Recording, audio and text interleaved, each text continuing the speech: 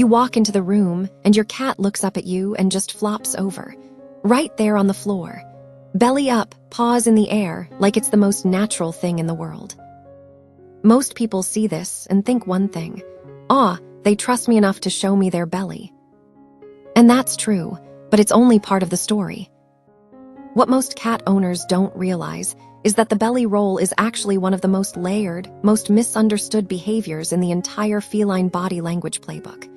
It's not just a trust signal. Depending on the context, it can be a greeting, a test, an invitation, a warning, or even a subtle form of manipulation. And reading it wrong is exactly how so many well-meaning owners end up with a scratched hand. In this video, we're breaking down exactly what's happening in your cat's brain the moment it rolls over for you, why this behavior is fundamentally different from what it looks like in dogs, and how to tell the difference between "I trust you completely" and "this is a trap." By the end, you'll never look at a rolling cat the same way again. Let's get into it. 1. The belly is the most vulnerable part of a cat's body.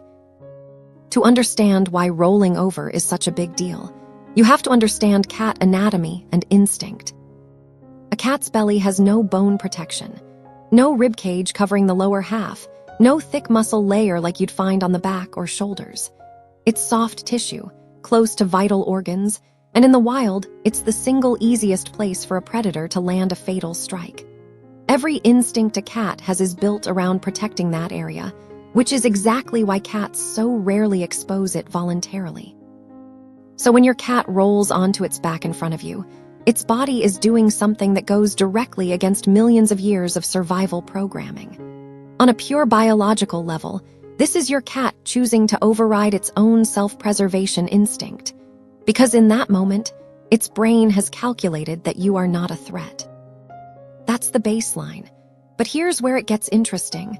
Unlike a dog, which will often roll over and hold still, inviting a belly rub, a cat's roll is frequently a beginning, not an ending. And understanding what comes next is where most people get it wrong. 2. Why cats are not dogs when it comes to this. This is the single biggest misunderstanding pet owners bring into this behavior, and it's worth addressing directly. Dogs are pack animals. Rolling onto their back is often a submission display, a lower-ranking dog showing a higher-ranking dog or a trusted human. "I'm not a threat, you're in charge." It's a hierarchy signal, and it usually comes with an open invitation to touch. Cats did not evolve in a hierarchy-based social structure the same way. They're largely solitary hunters by nature, even the ones that live in colonies. So a cat's role is not about submission or rank. It's closer to a cat saying, "I am relaxed enough and I trust this space enough to expose my most vulnerable spot," which is a statement about safety, not status. This distinction matters because it changes what the role is actually inviting. A dog rolling over is often asking for a belly rub. A cat rolling over is showing you something, not necessarily asking for anything. And that gap between what it looks like it's asking for and what it's actually communicating is exactly where the scratched hand problem comes from. 3. The 3 different meanings behind the same role. Here's the part that surprises most people.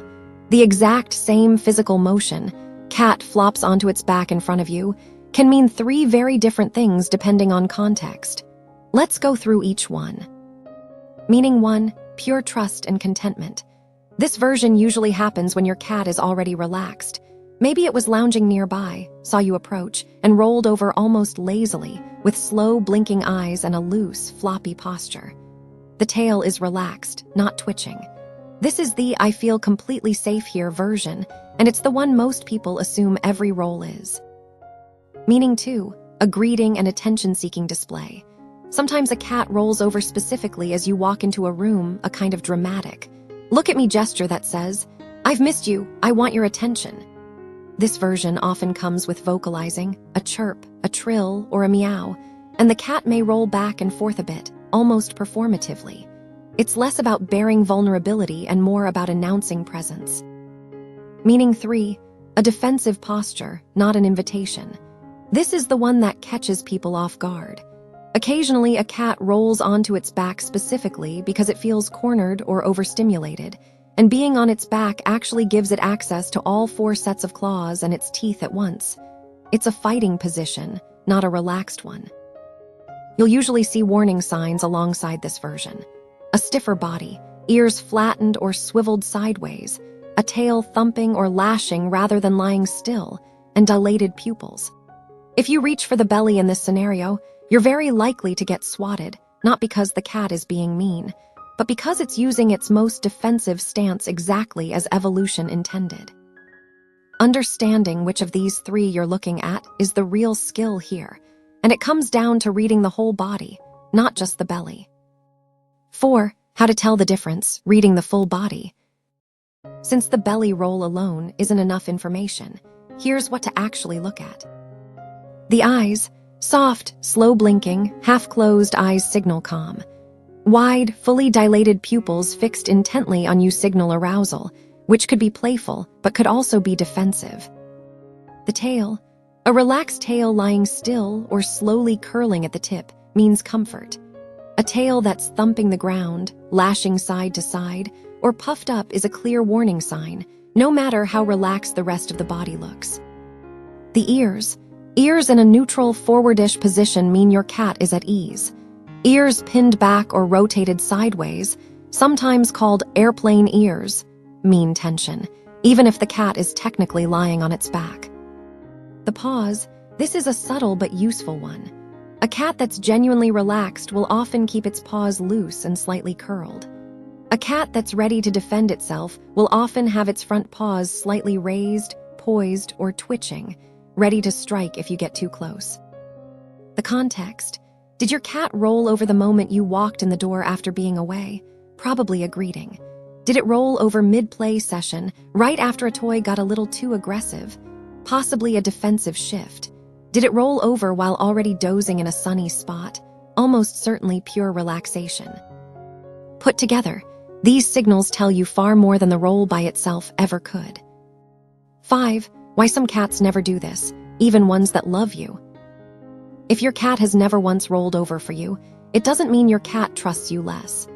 Belly exposure is one of the more extreme trust behaviors a cat can offer, and plenty of deeply bonded, affectionate cats simply never get there. The belly stays private territory no matter how close the relationship is. Personality plays a huge role. Some cats are naturally more guarded regardless of how safe their environment is, often shaped by early life experiences, past trauma, or simply individual temperament. Breed can play a small role too. Some breeds are statistically more prone to relaxed, floor-sprawling behavior than others, though individual personality still matters more than breed generalizations. The absence of the belly roll is not a red flag. Cats show trust in dozens of other ways we've covered in previous videos. Slow blinking, kneading, following you room to room, sleeping near you, and any one of those is just as meaningful as a roll, sometimes more so, because it doesn't come with the same level of physical risk to the cat. 6. So should you actually touch the belly? Given everything we've just covered, here's the honest, practical answer. Proceed carefully and let the cat lead.